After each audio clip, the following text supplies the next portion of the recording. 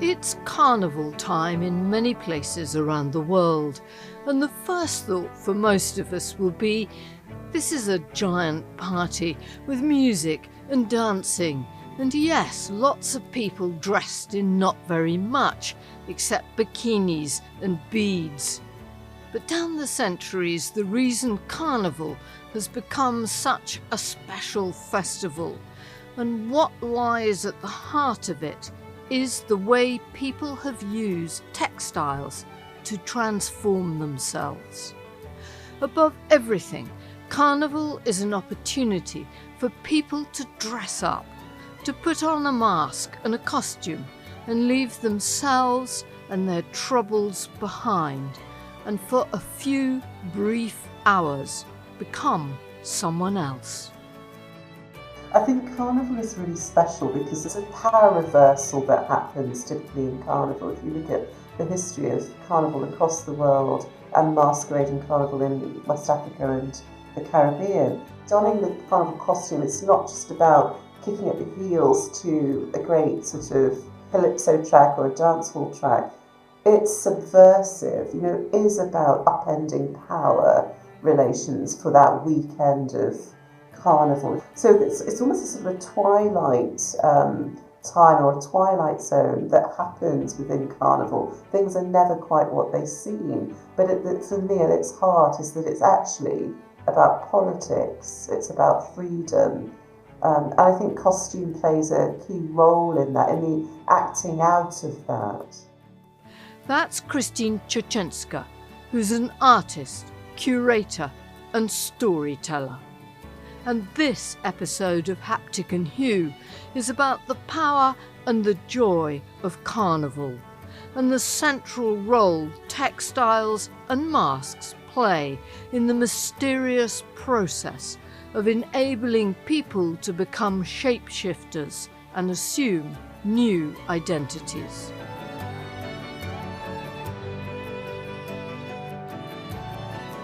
Welcome to Haptic and Hue's Tales of Textiles. My name is Jo Andrews, and I'm a hand weaver interested in what textiles tell us about the story of humanity. No one knows where and how the practice of using textiles to assume a different identity, dressing up, developed, or where the idea of Carnival comes from. We know that the word itself means literally farewell to meat, as in the Christian calendar you were giving it up for Lent, with its bare tables and empty cupboards before Easter and the start of the spring growing season. Some have suggested that the great feast is related to the Roman Saturnalia festival, when strict Roman dress codes were overturned, and according to one ancient account, everywhere there is clapping and singing and playing games, and everyone, slave and free man, is held as good as his neighbour. It sounds a lot like Carnival to me. In Europe, the first place a festival called Carnival seems to appear is Venice, where it can track its history back 1100 years. Francesca de Stefani lives in Venice. She's a city guide, knowledgeable about Venice's history. We talked outside by one of the little canals, and yes, you can hear the boats passing sometimes in the background.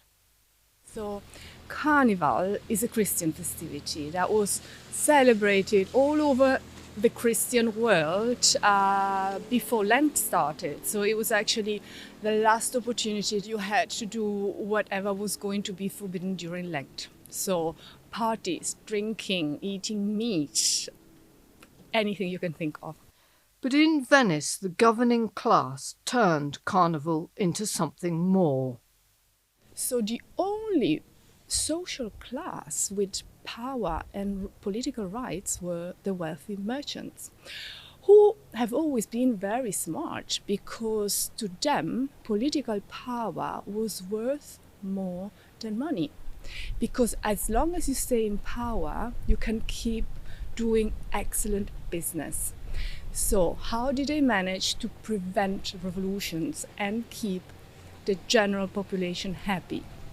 With a lot of different political tools and by giving them privileges. Among these were the way they were celebrating Carnival. So whenever they were celebrating Carnival here, everybody had to wear the same white plain mask. So back then it wasn't the carnival you think of nowadays where you dress up like fancy dress. It was like you were going to a party, you were celebrating. If you wanted to dress up, you were dressing up, but in better clothes than usual. But everybody had to wear this white mask that would make you anonymous. So at least during Carnival, everybody felt they were equals, even though they weren't. Okay, and this mask also allowed you to eat and drink without having to take it off. So, well, at the end of the day, you could recognize who was who because, you know, of stature or the way they were moving. But that was the idea. And the idea of being masked not only gave you a measure of equality, it allowed you to change. And then over the centuries, they realized that wearing a mask and hiding was quite an interesting phenomenon. By which I mean, when you're wearing a mask, are you masked or are you actually showing your true face? Because obviously people start to behave in a different way, you know? And so slowly, whenever people were celebrating private parties, which were quite particular parties, later on in the history of Venice, they started to wear different masks as well. What the Venetian state wanted was for Carnival to act as a kind of safety valve, a way to keep them in power. And it was part of a set of levers that worked. Venice's independent mercantile government survived for nearly 1,000 years. The state was actually organizing, you know, public receptions and games, you know, so in order to give the population to let off steam, to go crazy, to go wild. And I don't know how familiar your listeners are with Venice, but St. Mark's Square is divided in 3 parts. There's the main part, which is in front of St. Mark's Church. And then there's the small St. Mark's Square, which is the part facing the water. There, on Fat Thursday, the state was organizing kind of a wild party / ritual where, by commemorating a victory they had in the 11th century over the Patriarch or Aquileia, and so just to scorn him, the Patriarch was then obliged to deliver 1 bull and 12 pigs every year. And so these animals were then being slaughtered on the square, and the meat was then given to the people. Okay, and in this part of the square, they also organized games. A really popular one was the Strength of Hercules, by which different teams had to build like human pyramids. So the taller these living sculptures, the better. One of the criteria by which you were judged was also creativity in shape, so not just the plain pyramid, so to speak. And then once you had finished the shape, you also had to be able to rotate around yourself for 360 degrees without having anybody falling off this living sculpture. So these teams were actually training for the whole year. To be the winners. There was no money involved, but it was, people were very proud, Well, I guess human nature never changes. They've always been very competitive. But at the centre of Carnival is this idea that for a few days you can, with the help of a mask made of papier-mâché and some textiles, become someone else. Here's Christine Czyczynska again. Speaking about this idea of turning things on their head and transformation, becoming someone else, and I think that that is what the costumes bring to Carnival. It brings that power of transformation, and you get a sense of the ritual of dressing. You know, when you see these wonderful Carnival performers, that, you know, they've taken hours to get ready, they've taken hours to make the costumes, to design them, to make them, and then the ritual of getting dressed. And I think it's all part of this idea of transformation. And it's a magnified version of what we do every day, actually. I think many of us have, you know, favourite clothes, or the one pair of jeans that you feel great in, and you become a bigger version of yourself, you know.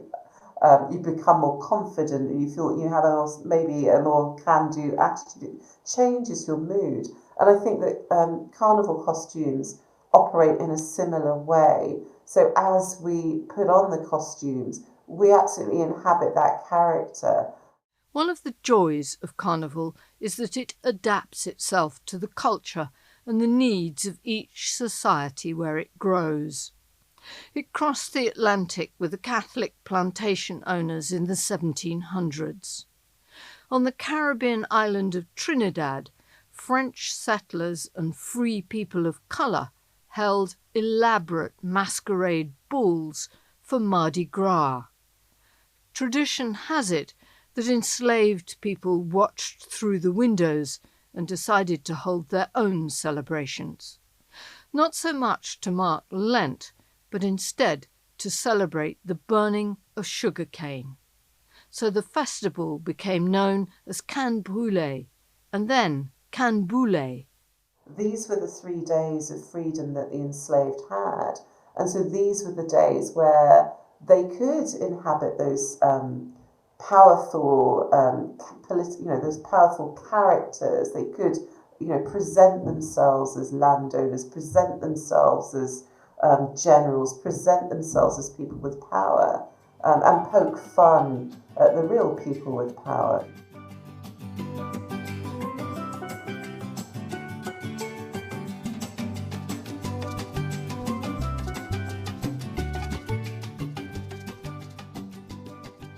In Trinidad, Carnival developed its own music, calypso, and later soca, and its own characters. One of the enduring figures is Dame Lorraine, who's now several hundred years old. Often a man dressed as a woman. Her role was to mock the elaborate fashions of the French planters' wives. As Penny Mendes, a fashion designer who worked on a number of Trinidadian carnivals, explains.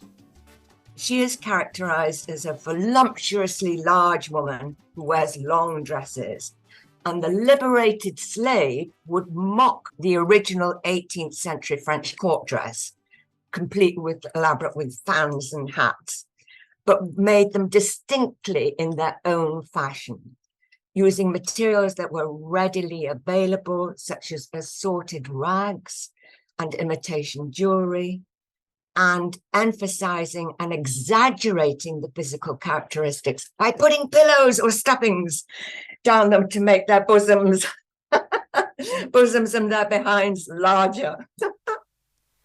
Trinidad has a wealth of different cultural traditions to draw on for its carnival. Not just West African storytelling and mask traditions, or Northern European feasts, but also Bengali and Bihari cultures from its Indian indentured labourers shipped there by the British colonial authorities, the indigenous Caribbean population, Syrian and Lebanese people who came as haberdashery merchants, and Portuguese who sold food and hardware. It all adds up to the rich mix Trinidadians call Kalaloo.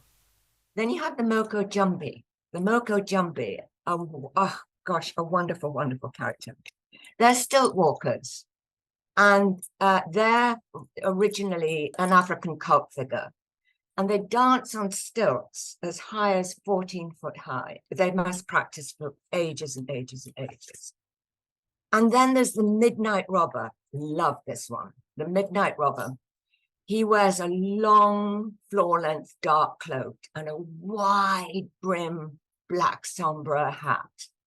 And he assails his victims with long-winded speeches of doom and gloom. And this is reminiscent of the African storytelling, the griot character from the Yoruba district in Africa. And then you have the Sumari character, and she performs, yes, it's a she, performs to tassadrum music. And the character is derived from East India culture, Diwali. And this character dances in a bamboo frame in the shape of a donkey. But Trinidad's carnival has always had a political edge, particularly in the unofficial events to mark the opening of carnival. So jamborees called Juve, which were outlawed, were organized to be held before dawn on a Monday morning to mark the opening of carnival. This still happens today. These jamborees would always reflect the mood of the rebellious street people. It was a time for them to display their wit and satire in piquant patois slang. People dressed up as imps and jab-jab devils, some covered in blue paint, wearing just a loincloth and horns on their heads. And they would prance in the streets, holding up placards with insults and jibes at their former masters and the governments. And many of them went to prison for the right to dance uninhibited and for defying colonial authority control.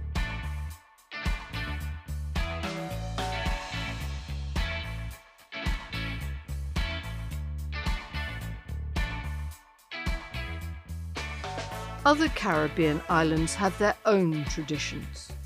Jamaica celebrates Junkanoo at Christmas, and there too they draw on incredibly diverse costumes and cultural sources.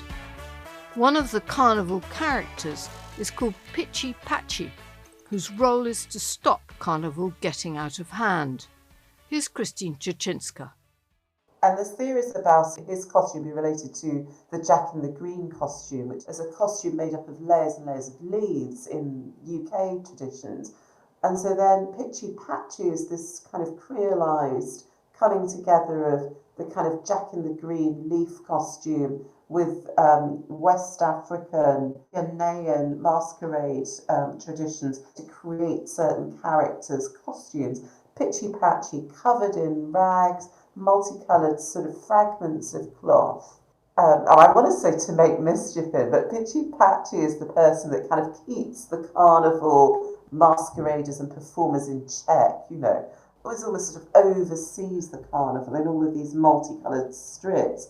But you absolutely get a sense of people becoming Pitchy Patchy, taking on that role as they don the costume. It's really about the power of fashion to transform us in everyday life, and then, you know, as I say, in a magnified way within the world of carnival.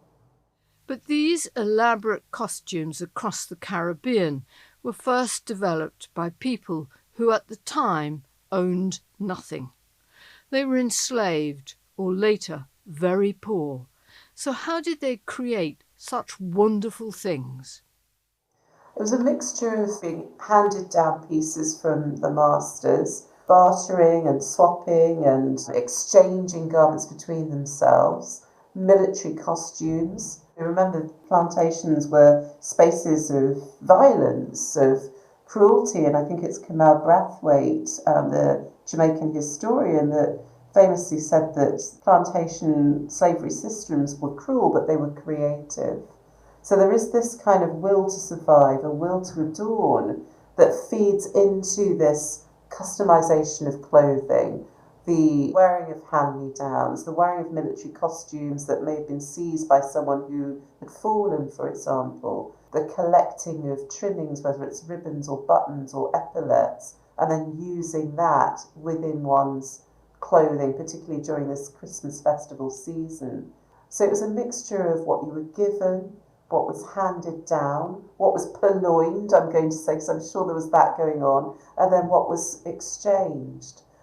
It's always quite hard to speak about because I'm obviously not condoning enslavement, but what I sometimes want to consciously celebrate is the power of the people that survived, the ingenuity, the creativity, and for me that kind of creolization that happened in that as cultures came together and the tensions between them, that's when you get these wonderful flowerings that are Caribbean Carnival then, that is the Notting Hill Carnival and various other carnivals in the UK and elsewhere now. They come out of that tradition of the clashing of different cultures, the upending of power structures, the embracing of the power of costume to transform.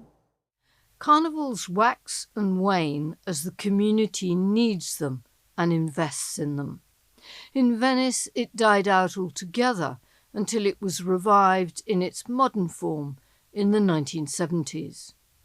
In Trinidad in the 1970s and 80s, it stepped beyond its origins and became something different.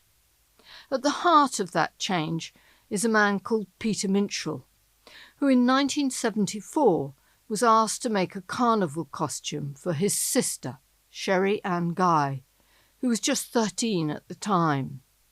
With the help of 12 people working on her costume for 6 weeks, he turned her into an iridescent, trembling hummingbird. Penny Mendes, who spent many years working for Peter, describes the impact it had. He said, this little thing, because Sherry Ann Guy was this very petite girl, right? This little thing exploded like a joyful sapphire on that stage. And then 10,000 people exploded with her. And he realized that mass could be a high form of art and communication. And so it was. And Minshall, for that costume, had studied how bats were engineered or structured and used that as a guide for his costume. The hummingbird's wings were made from cane, cloth, and feathers. Her arms extended horizontally out, and the wings came right down to the floor and caught onto each of her feet. It allowed Sherry Ann total mobility. Total mobility. She was able to freely dance, rapidly fluttering her wings to the music, and as if she became the hummingbird itself. I can just see that. So that was Minshall's innovative carnival design, where cloth became truly kinetic, if that makes sense.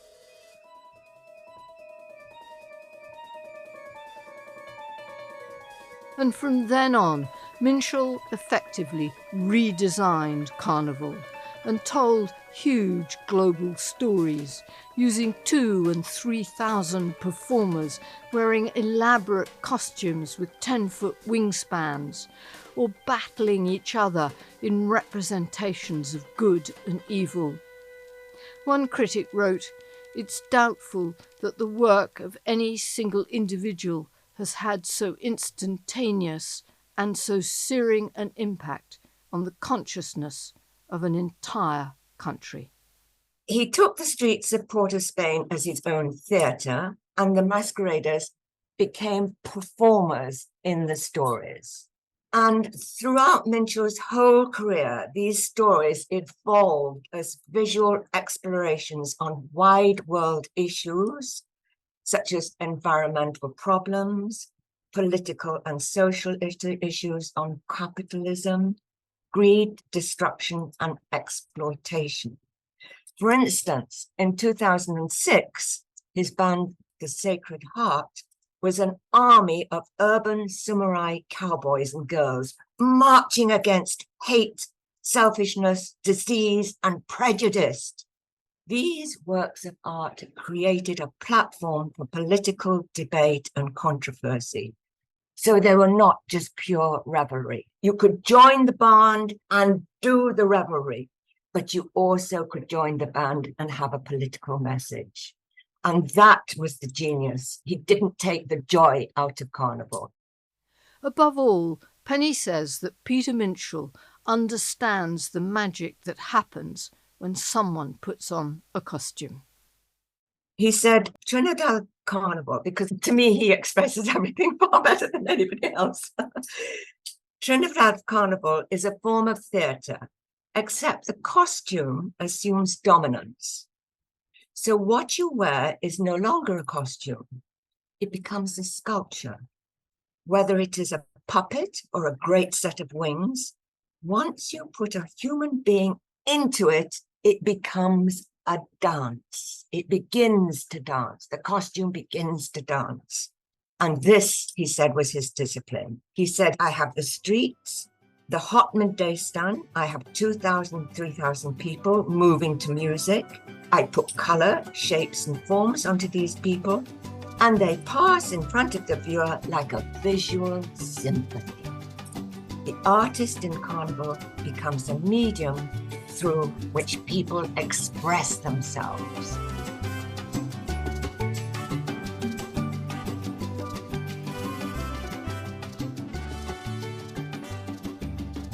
The streets of Port of Spain in Trinidad reverberated to Peter Minshall's grand narratives. Paradise Lost, complete with fallen angels, imps, and a serpent. Papillon, which released 2,500 colourful human butterflies onto the streets to demonstrate the fragility of life. River in 1983 was a battle between the pure river, personified by his queen, washerwoman, dressed in white with rows of washing pegged out above her head, and his king, man crab, representing greed and selfishness. Madame Hiroshima, from his band Callaloo, personified the evil of the nuclear bomb and later led a peace march in Washington in 1985. His designs and performers opened both the Barcelona and the Atlanta Olympics in the 1990s. You know, you felt working for Minshall that you were in the middle of something very new, very creative, and very wonderful. He looked at the craftspeople in Trinidad, the metal benders, the foam makers, the leather makers, all the technical craftspeople to help him produce the works, right? I worked with outworkers, and it was just a wonderful experience. For me, it was better than going to art college. I learned so much. Meanwhile, back on the east side of the Atlantic, Trinidadians and other Caribbean migrants who'd come to Britain after the Second World War repurposed Carnival yet again to make a new political statement. In 1958, there were race riots in Notting Hill in London. After that bitter event, a carnival was organised so that West Indian families could celebrate their own culture and gather as a community. For 5 years, it was held indoors before it took to the streets in the 1960s. Personally, I look at it like that was a statement to say, whether you like it or not, we are black as you want, but we're here to stay. So we're going to beat our drums, we're going to play our steel band until you really have that understanding of who we are. That's Pax Nindi, who's a British Zimbabwean and a global carnival director. He runs and mentors carnivals all over the world.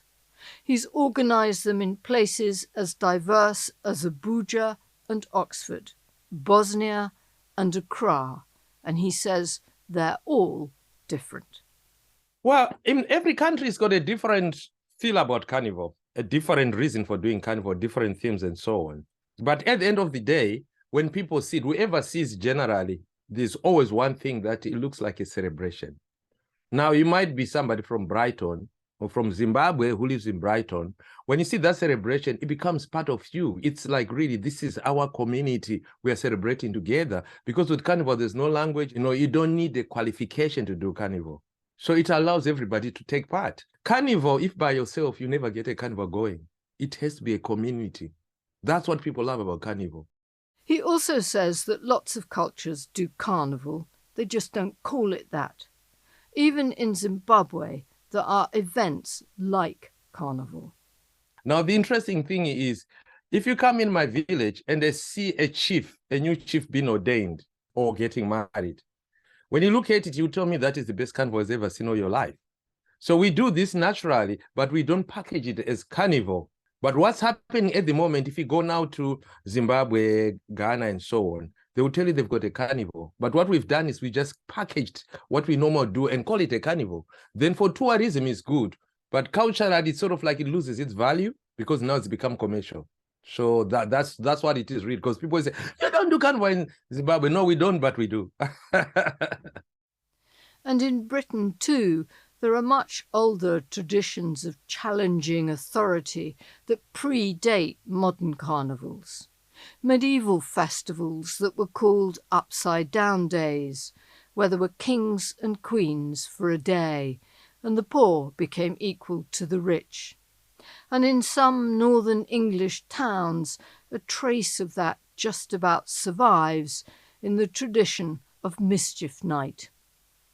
But today, modern carnival is less about art or protest, and more about money and tourism. Carnival, whether it's in Venice, Rio, New Orleans, Notting Hill, or Port of Spain, brings in money. And that's a problem, because it shuffles out the craftsmanship and the meaning. Here's Penny. It seems today in our body-conscious environment that the modern carnival is all about masquerading in just beads, feathers, and bikinis. I hope that doesn't sound harsh, but it's a modern Mardi Gras, and it is about commercialism, catering for tourists. We didn't cater for the tourists in the 80s and the 90s. We didn't. You hardly saw tourists, right? And so being the sort of beads and bikini and feathers carnival, which the costumes are made abroad, I was devastated to hear. The Trinidadians are in dire danger of losing their skills, their carnival crafting skills. But Christine Chichinska is more hopeful. I think there will always be people that see it as that, just a big party. But equally, I think that it will become so exaggerated, so party-like. I think when it gets to that extreme stage, we'll then find smaller local groups that feel, no, this is part of my heritage. You know, for many of us of Caribbean heritage in the UK, carnival, traditional carnival, was the only time that our culture was being seen. So I think there will always be those of us that feel, no, this is part of our history. We want to keep the history and the roots of actual carnival alive. So I think we'll get almost like, you know, when a flower goes over is what I want, this picture I have. And I think that that's what will happen, that out of that I would hope comes maybe smaller localised carnivals run by people for whom it is central to their history or our history.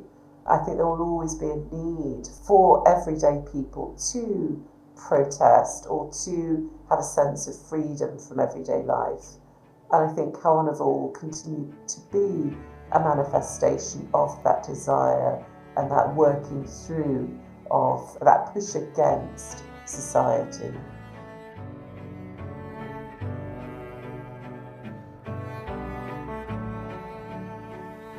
Thank you for listening to this episode of Haptic and Hue, and a huge thank you to Francesca, Christine, Penny and Pax for sharing their wisdom and insight about different carnival traditions.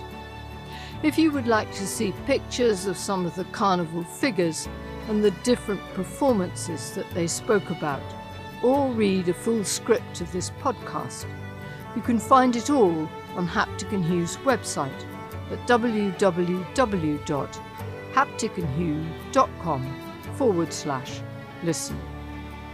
Haptic and Hue is hosted by me, Jo Andrews, and produced and edited by Bill Taylor.